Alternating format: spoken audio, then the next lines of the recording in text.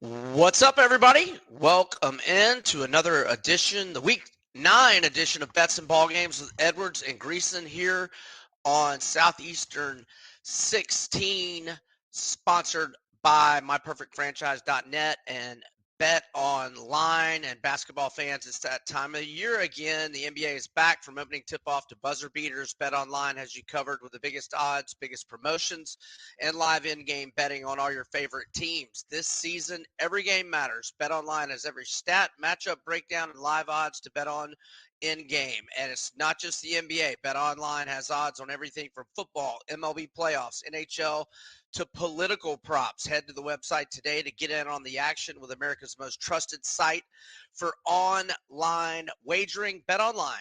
The game starts here. All right.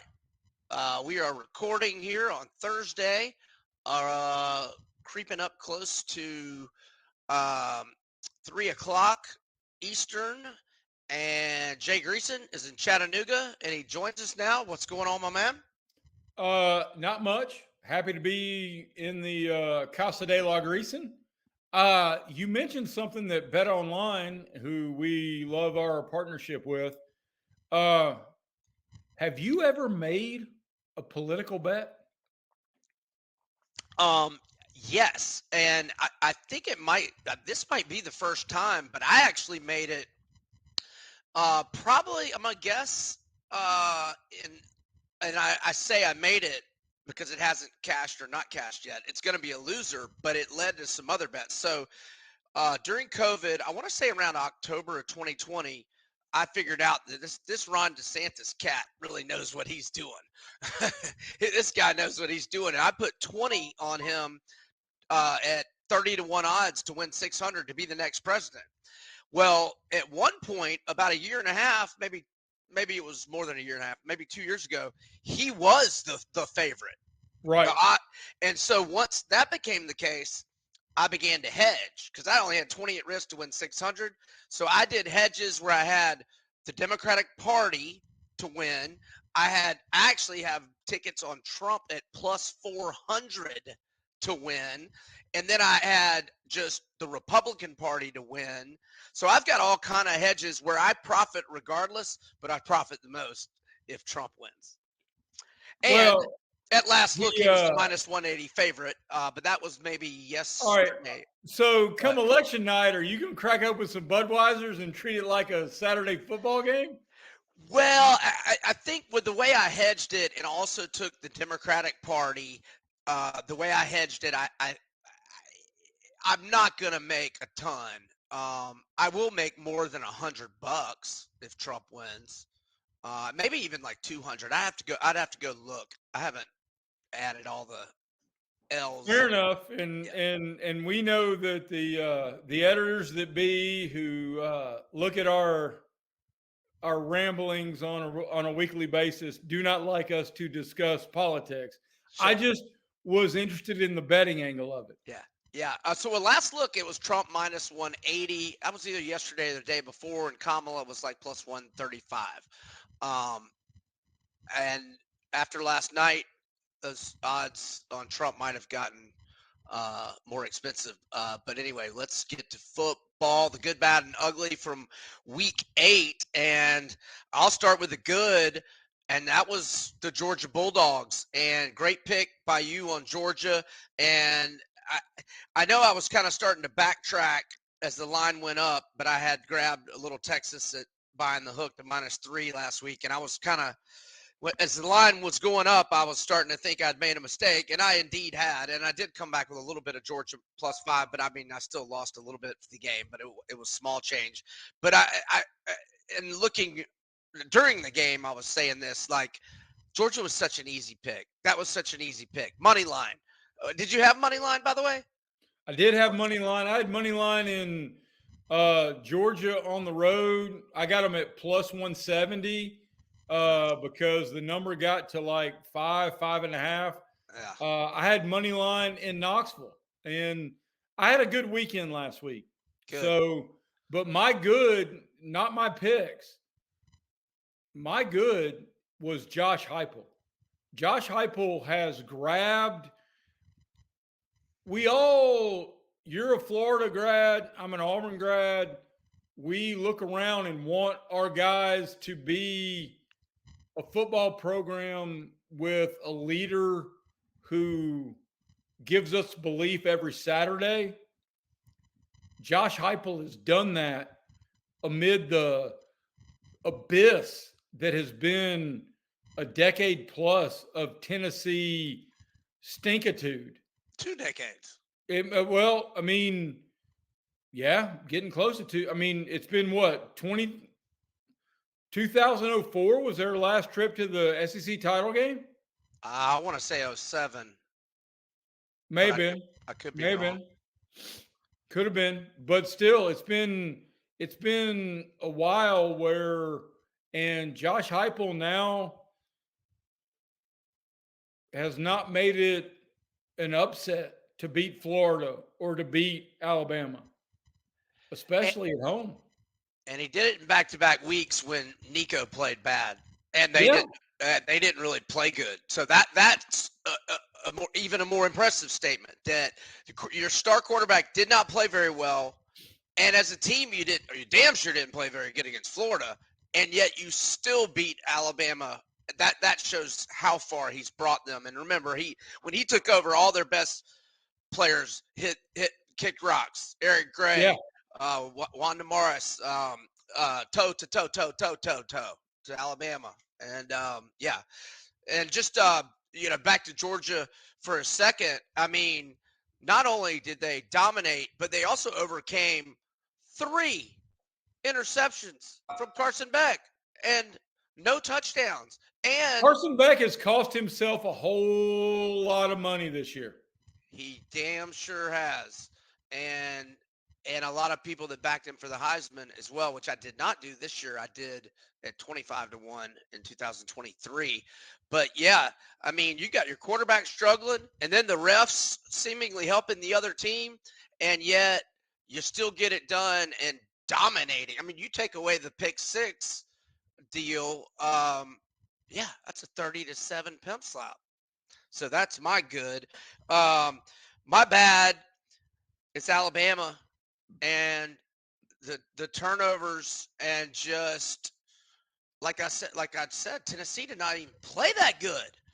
And Milroe throws the interception in the end zone early. That didn't really cost them because I mean it flipped the field, but Tennessee gave it back to them.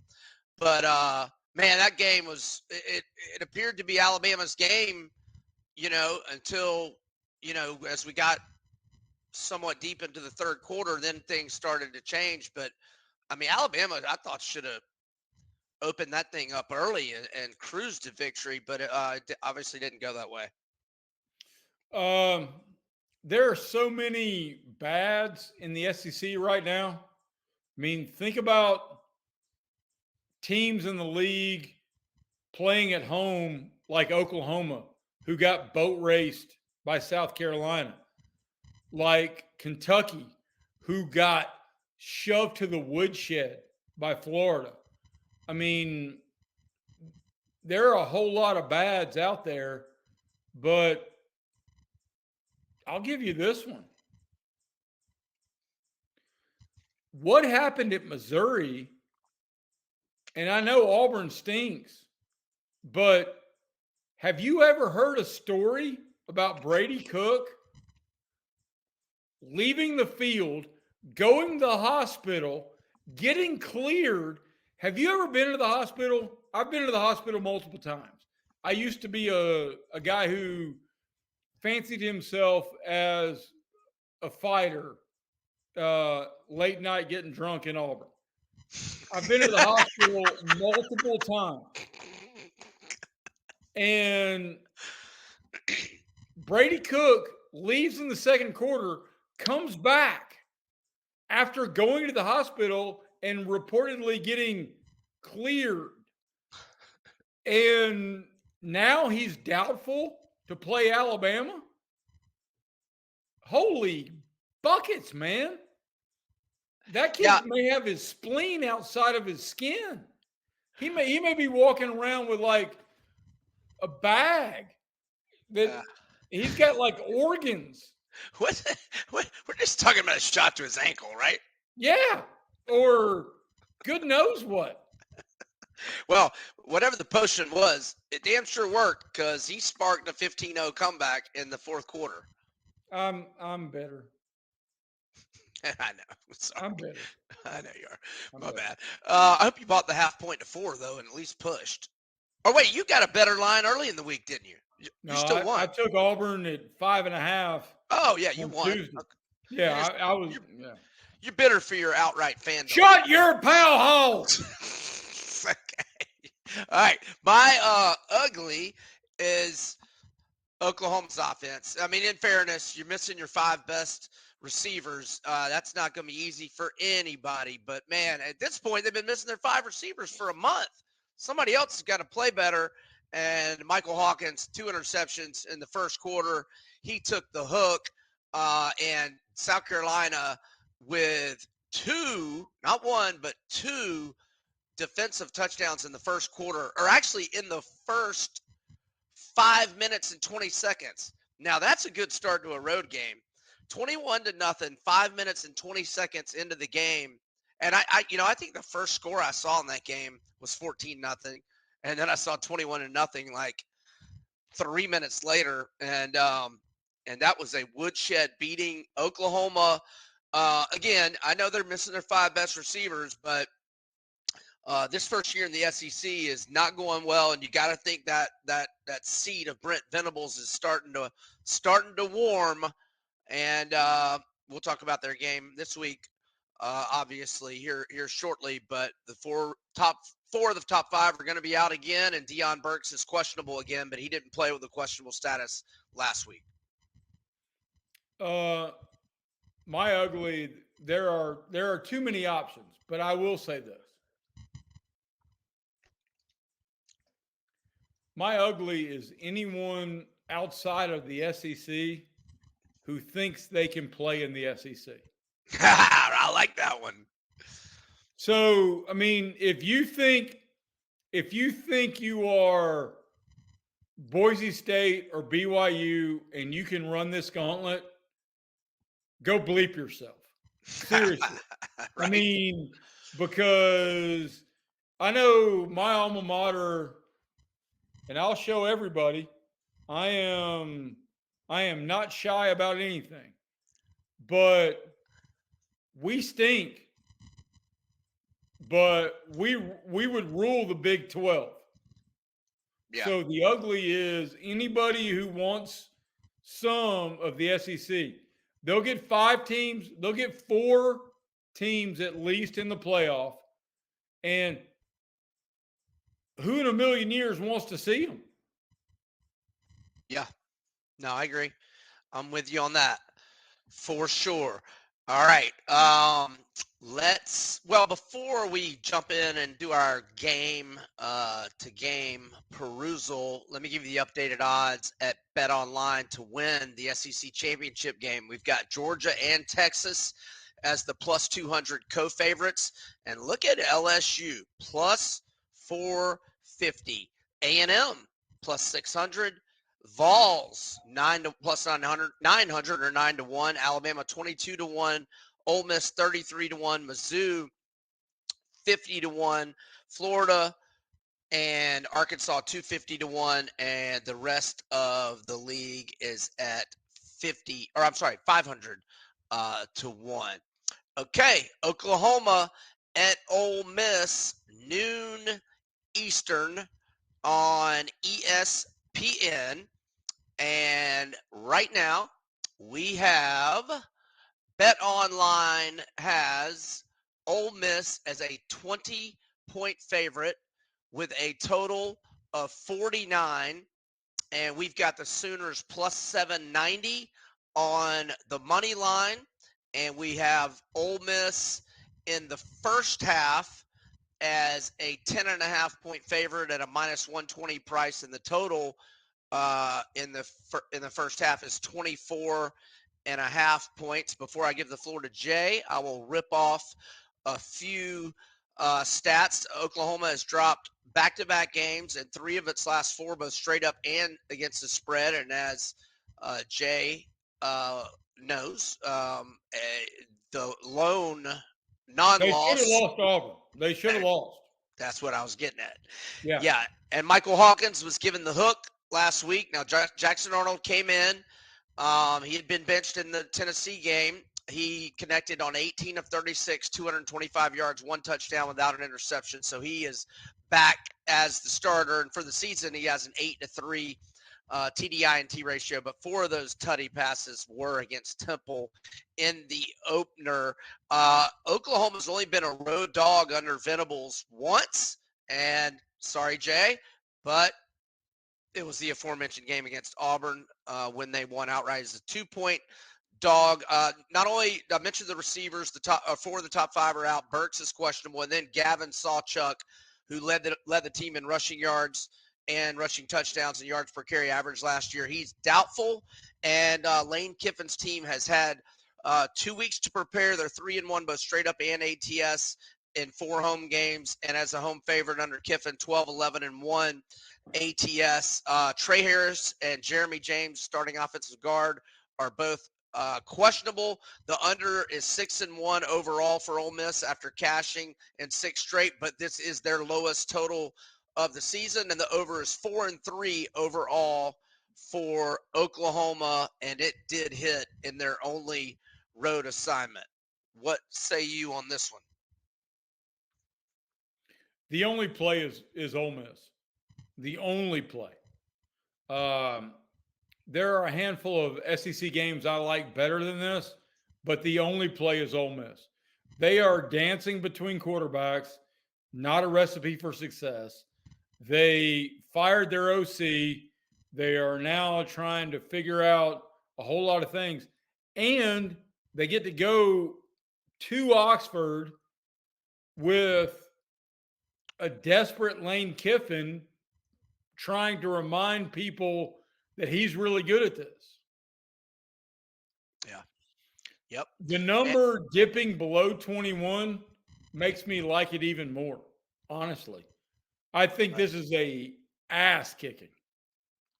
Yeah, I could see that. I agree with your sentiments, and I am leaning toward attacking it with Ole Miss's team total over 34.5.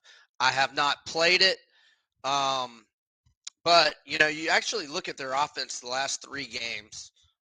Which are the first 3 SEC games. They only score 17 against Kentucky, 27 to South Carolina, 26 to LSU.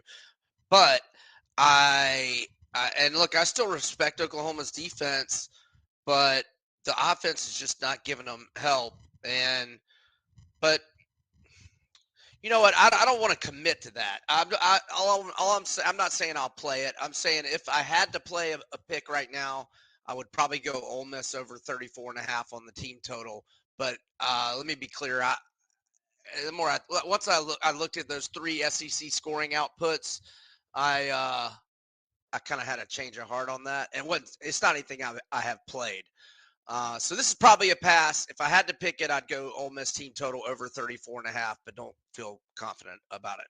All right. I'm like Tom Osborne. I don't pass. Give me Ole Miss. That was well done.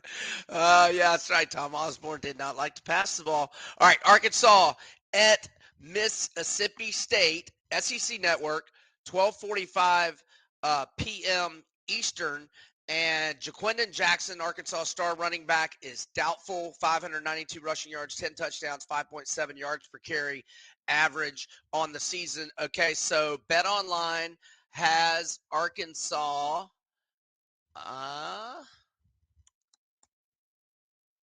Sorry, guys. Sorry, almost there, I hope. Where in the world? Oh, okay, here we go. BetOnline. Arkansas -6.5, but double juice -120. Total of 57. And Hail State on the money line is +200. What you thinking on this one, Jay? I'm all over Arkansas. This is the spot that Arkansas and Sam Pittman come in and run the football right down their throats. This is a game he has to have. Oh, yes.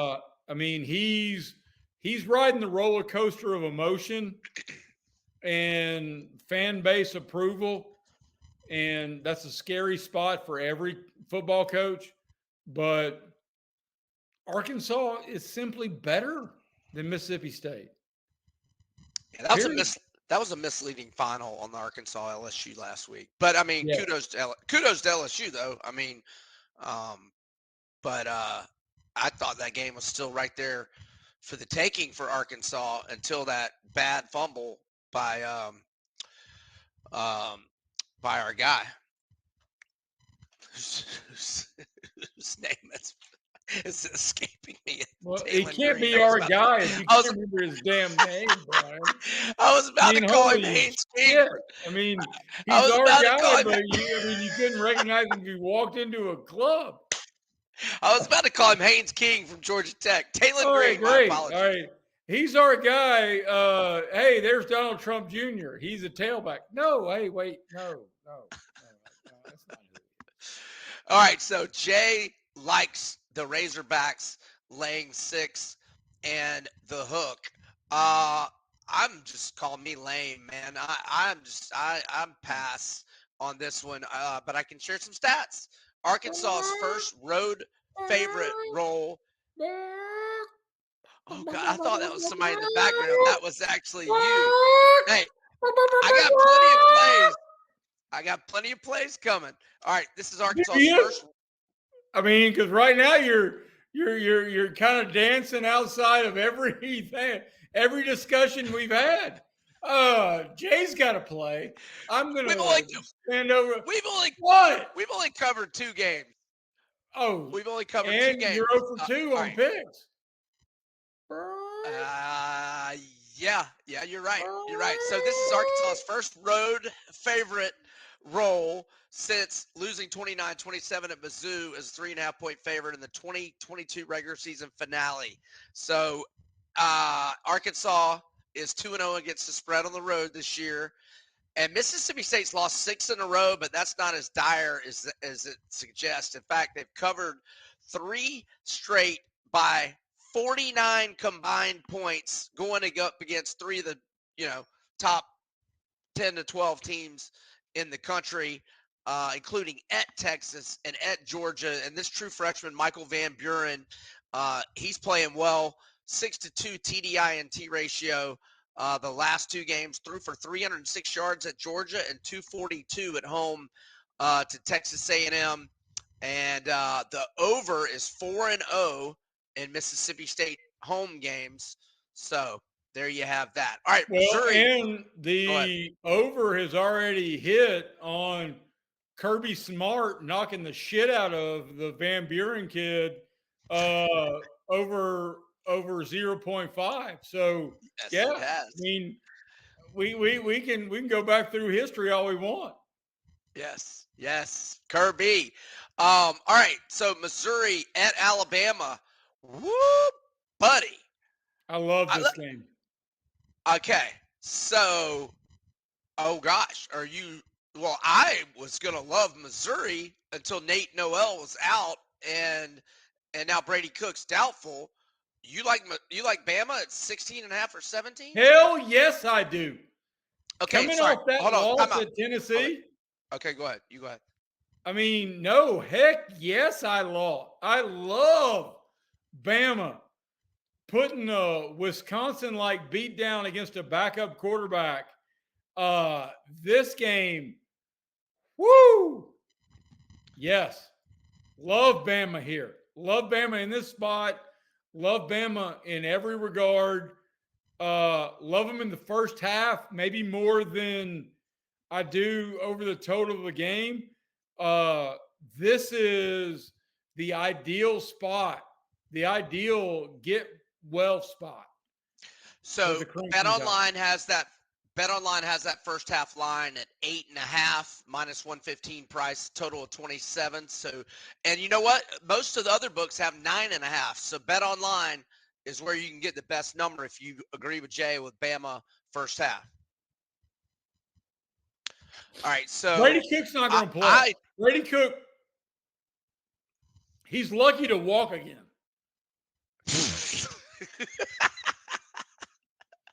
after that dynamite they injected into his leg Well, I last mean, week. it was like some sort of horse tranquilizer. Like Sure. Mr. Ed came over there and peed on it up and down his leg. I mean, it was ridiculous.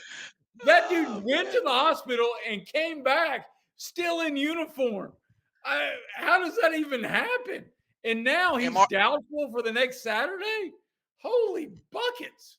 MRI was clean. Intensity and Really? adrenaline was Yeah. still rolling. Yeah. Yeah. Burn. so, Yeah. Yeah. Yeah. That's how that was. so some stats for our audience. Missouri 5-2 against the spread last 7 as a road underdog. And I don't know if I gave the number for the game. I know I gave it for the first half. Alabama 17, total of 50 in one half. And hey, it's not just Nate Noel, stud running back, who's out, and Cook, who's doubtful, but their star tight end, Brett Norfleet, their starting offensive tackle, Caden Green, are both questionable, and their wide receiver, who starts, Mookie Cooper, is doubtful.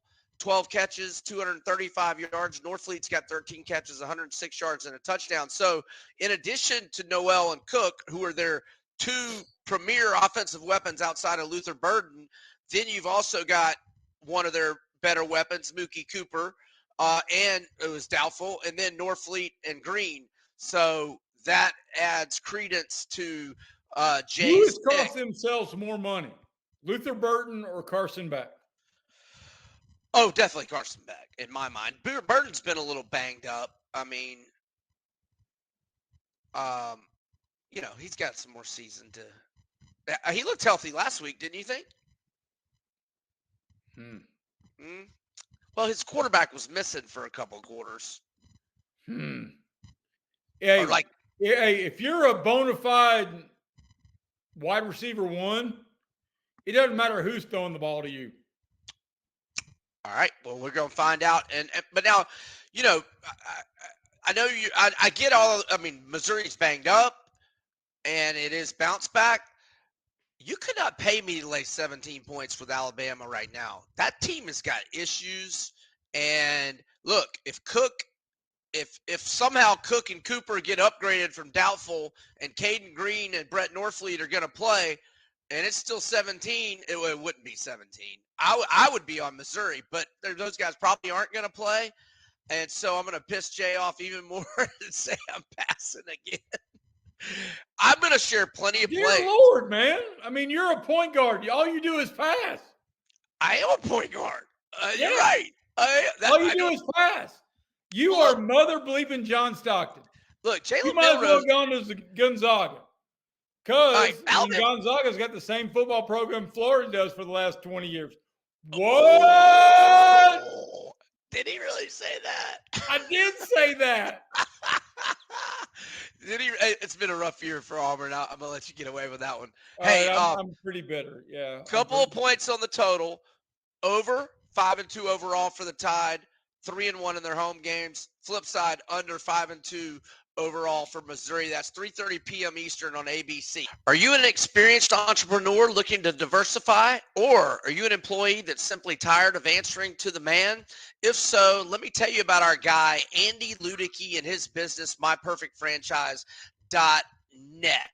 All right, Andy, he had it with corporate America more than a decade or so back. He was married. He had one kid. He had another one on the way, and he wanted to start his own business. He wanted to work for himself, and that's what he did. He's got multiple businesses now, Big Red Trash Company. He's got a gutter company, and he's got this company, myperfectfranchise.net. Andy's a good dude. He wants to help, and he will help you. Here's how it works. You go to his website, myperfectfranchise.net. You set up an intro call, 1-hour consultation. It's 100% free. You tell Andy about your passions, your skills, your goals, the time and money you have to invest in this endeavor. And then here's what he's going to do. He's going to figure out what sort of business fits your DNA.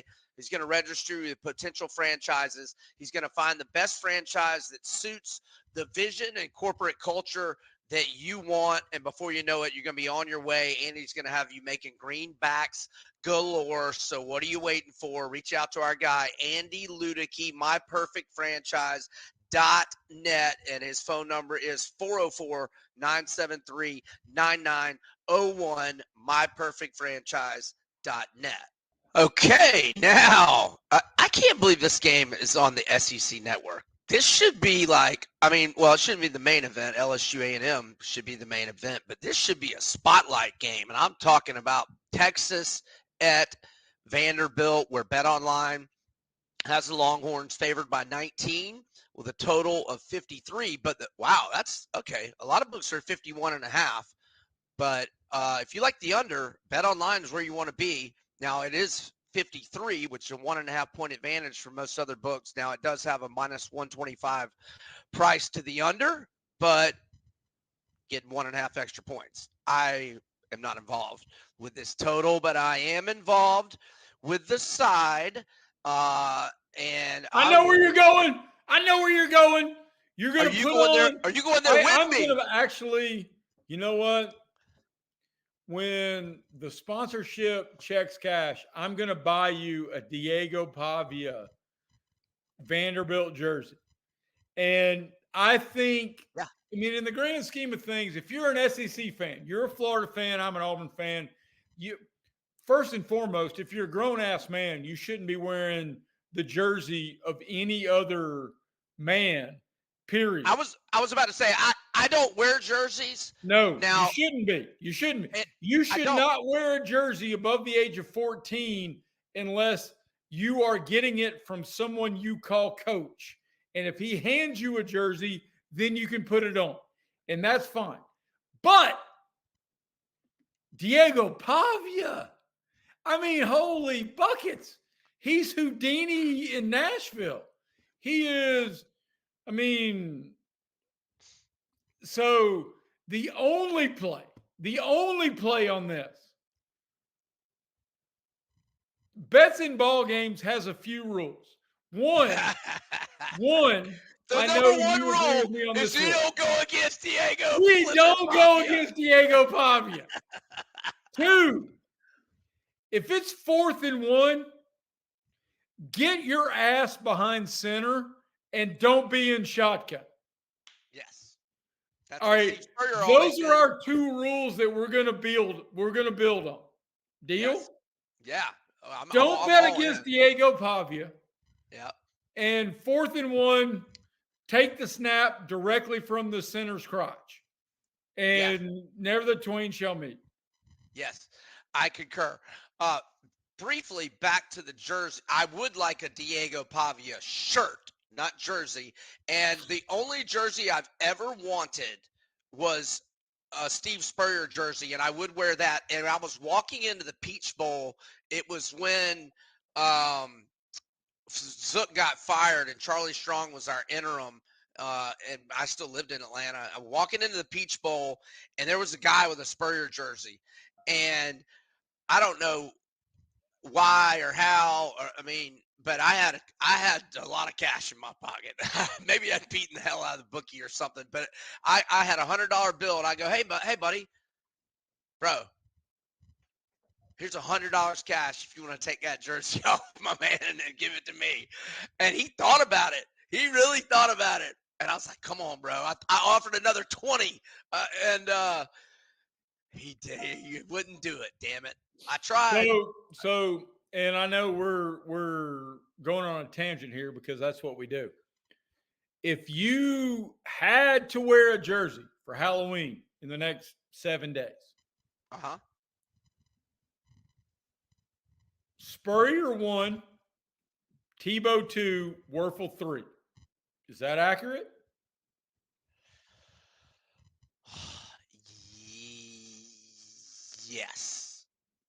Yes. 4 would be Percy Harvin. 5 would be Wilbur Marshall. Okay. Because mine, number 1, of course, is Bo Jackson. I've named my dog after Bo Jackson. So Sure. 2 is 2, and that's Cam Newton. And then 3 is 24 for Cadillac Williams because it's a good choice. It is what it is. We've got games to get to. No. I want to finish out the top 5 and know if Takeo Spikes has made the top 5, damn it. Or Brent Fullwood. Not only no, hell no. I mean, Okay. no, Takeo Spikes. Now, I don't want to hell leave no. Dark Alley. That guy would punch you in the face and leave you for dead. But he's a hell no. Top 5. Well, you better finish top 5. All right, for my top 5, I'm gonna go Frank Sanders, but just because he caught October 15th, 1994.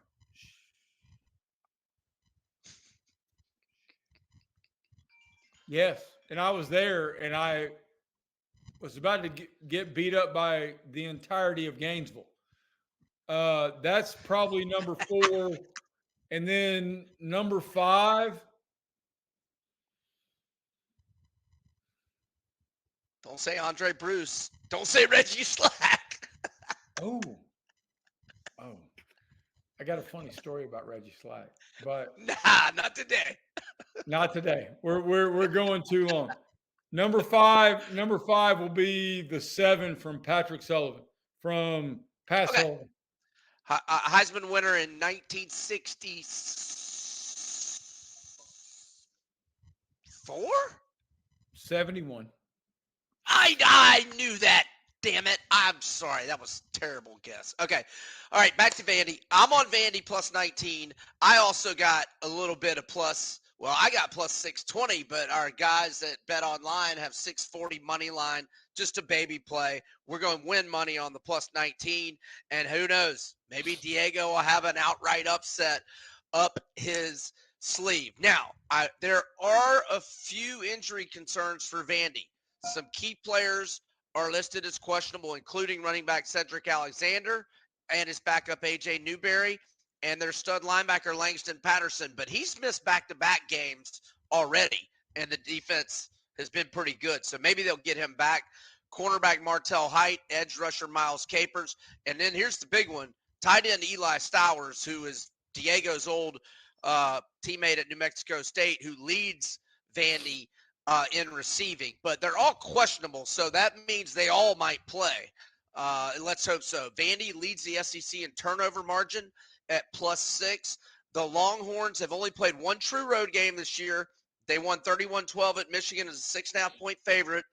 That win has not aged well, no fault of Texas's, and they've been a road favorite 11 times, and they've gone 6-5 against the spread. And I might have already mentioned this, but Vandy, double-digit underdog 4 times this year, 4-0 ATS, 3 outright wins, the lone outright setback, 20-17 in overtime at Mizzou. And Vandy, 5-2 both straight up and against the spread, and their 2 losses are by a grand whopping total of 7 combined points. So yes, I will take them plus 19 and a couple of injury concerns for Texas.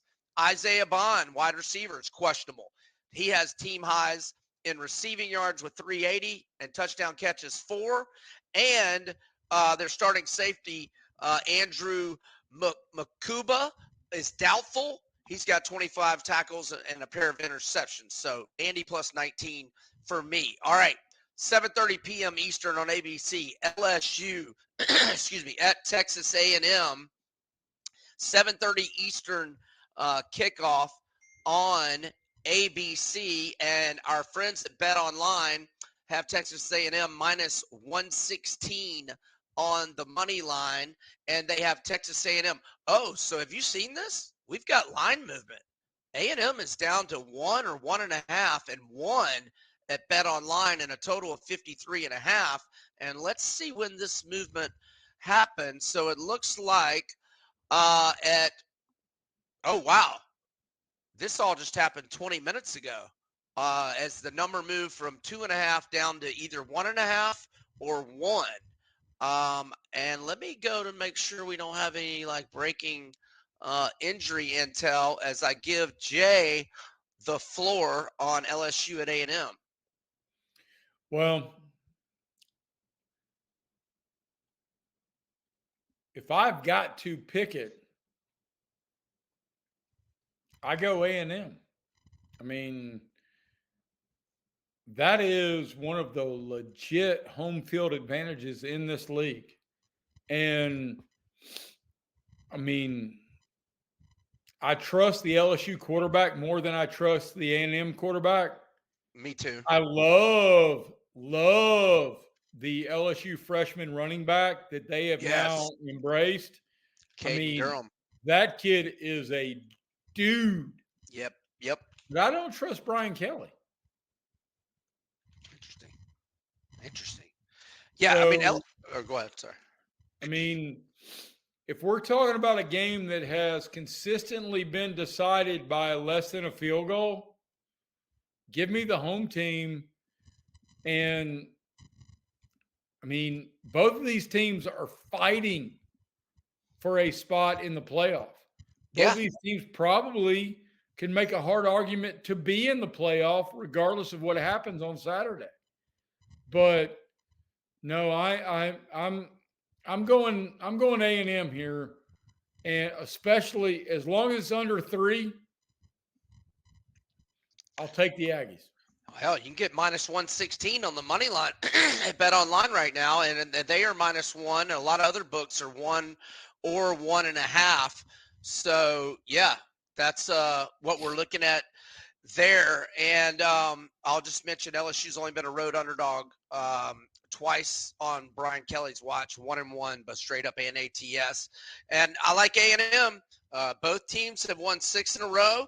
But I think A&M's been a little more impressive in doing so. When you consider the 41-10 win over Missouri, solid neutral field win over Arkansas, an absolute pimp slap win at Florida, whereas LSU got fortunate. Lenora Sellers got hurt at South Carolina, and even without Lenora Sellers and basically no offense other than the Rocket Sanders long touchdown run, they were still extremely fortunate to win that game.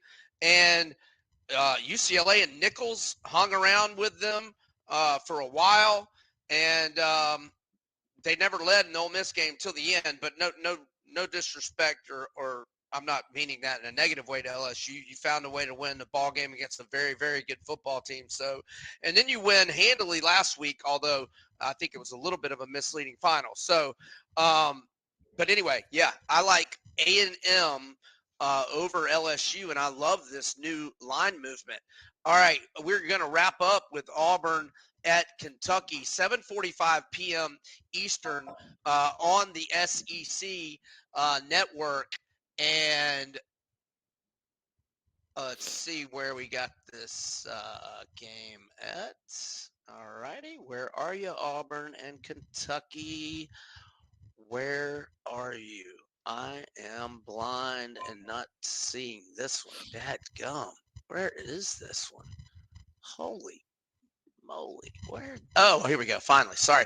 All right. BetOnline's got Kentucky minus 2.5 with a total of 43.5. And if you like Auburn to win outright, you can get plus 115 on the money line. The floor belongs to Jay Greeson.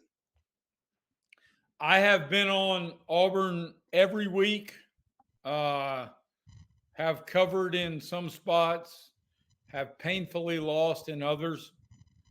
I think they are a very good football team at every other spot other than the most important spot. That said, I saw someone post on social media that the federal government was going to make U.S. prisoners as part of the distinction of trying to reveal secrets, that they have to watch the Auburn and Kentucky offenses play against each other. And so, but the Supreme Court ruled down that no, this is cruel and unusual punishment. So, I have believed in Auburn every week until this one. This feels like 27-6 Kentucky. Well, Kentucky's dealing with some injuries. They the running back Sumo Karngbae, he's questionable. Um, Mincy, a starting lineman, is out. Maxwell Hairston remains out. The other starting corner, Jansen Den, is out. Just some D-line depth is out. Actually, Keyshawn Silver, at least is listed as a starter in Phil Steele's bag. But loyal Kentucky fans may call me out on that. I'm not sure if he's been starting. But anywho, I nevertheless I still lean Kentucky on this one. I'm not saying it's going to make my plays, but it's Kentucky or pass for me. All right. Let's get to our non-SEC plays. Oh, actually, DraftKings has released their look-ahead lines, and let's make Jay guess on the ones that apply to the SEC. Ole Miss at Arkansas next week. What are you thinking? And Fayetteville Reynolds Razorback Stadium has been a house of horrors for the Rebels over the last decade or so. Ole Miss -5. Ole Miss -9.5. And I agree with you. I would lean Arkansas, assuming they play well this week and get a dub and get out of there fairly healthy. How about the cocktail party?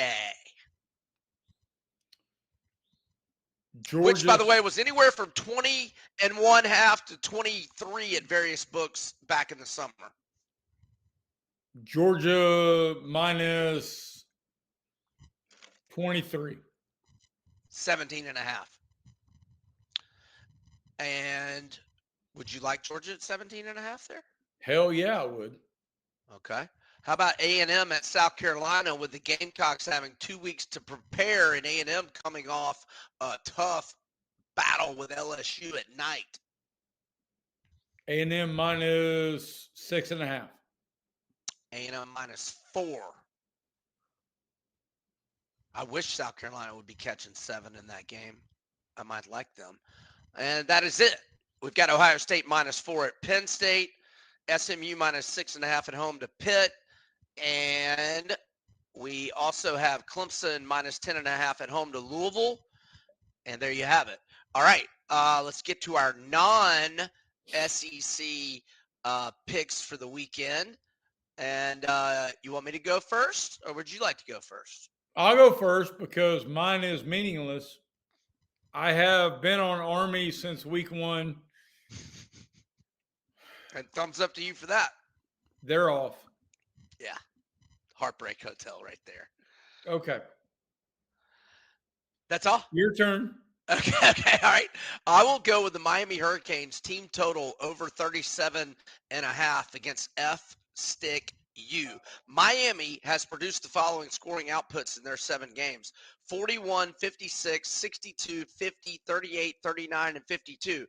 By my math, all of those are 38 or more, and that would be over 37.5. They average 48.3 points per game, which is second in the nation, and they're number 1 in the country in both total offense and passing yards. Cam Ward, 24-5 TDI and T ratio. Now, the one little drawback or caveat, if you will, the Noles have only given up more than 29 once this year. That was 42 at SMU, but Miami's offense is better than all of the offenses FSU has faced, and FSU's offense is not going to give them any help. And like Jay noted, Miami will not be pulling the foot off the gas at any point in this contest. No more picks for me? You want me to rip through all mine? Yeah, go ahead. And right. I mean, you got like dudes in diapers and are the Washington Commanders playing this week? Because I've been following your advice. If they're playing, I'm on. Yes, sir. And they are. And I'll get to that one in a moment. So I'm on Syracuse tonight. Wait, you're on Syracuse tonight, right? I am. Yeah. So we're both on Syracuse plus 5.5. I got a 6 the other day. So I'm at 6, but 5.5 works as well. And then I'm on my this team's been almost as good to me as the Commanders, and that is the Cincinnati Bearcats, who have won 4 of their last 5, going 4-0-1 against the spread. But that one push was a win for me in their 44-41 loss at Texas Tech. I had them +4 from early in the week, and they're +5 or 5.5 at Colorado. Two of the nation's biggest surprises. Both teams playing great. And by the way, this one's during the feel-good hours, 10:15 p.m. Eastern kick. I love it. Brendan Sorsby, Cincy quarterback, 67.2 completion percentage, 1,928 passing yards, 13-4 TDI and T ratio, and 6 rushing touchdowns. And I love his workhorse running back, Corey Kiner. The Bearcats have been good to me. I hope they'll be good to me again. I think it's a toss-up game. Who wins outright? Give me the 5 or 5.5 with the Cincy Bearcats. All right, let's also go with the Detroit Lions team total over 27.5. They've scored 31, 47, and 42 in the last 3 games. And in those 3 games, Jared Goff, 58 of 68 passing, 887 yards, 7 touchdowns, and no picks. Tennessee does have a good defense, and there's the possibility Detroit gets a nice lead and maybe hits the brakes to chew clock, but I don't care. I would take team total for Detroit over 27.5 against any team at any venue in the NFL right now, and they're at home and going against the Titans. And then finally, I will go with the Commanders +3. It's looking more and more like Jaden Daniels probably won't play, but they won't rule him out until whatever happens at practice tomorrow. But hey, Marcus Mariota looked a lot better last week than he ever did in a Falcons uniform, and he has the same skill set as Daniels. A poor man's Jaden Daniels, but Kingsbury's offense works for him, and I thought he looked fantastic last week. And I know the Bears are on a 3-game winning streak, but they've won against the Rams, Panthers, and Jags, who have a combined record of 5-15, and the Bears have only played 2 road games. They're 0-2 and 0-1-1 against the spread, whereas Washington 3-0, both straight up in ATS at home, wins by margins of 3, 21, and 33. Give me Commanders as a home dog. And actually, I haven't studied the fights yet. There's some really good ones. But if anybody listening wants to know my UFC picks, just check my Twitter on Saturday afternoon or Saturday night, and I'll have a few opinions. All right. What else you got, Jay? Anything? Nothing. Okay. For Jay Greeson, I'm Brian Edwards. Our sponsors are myperfectfranchise.net and BetOnline. And for the good folks here at Southeastern 16, want to wish you all good luck on your bets and ball games. Let's all have us a weekend. We are out.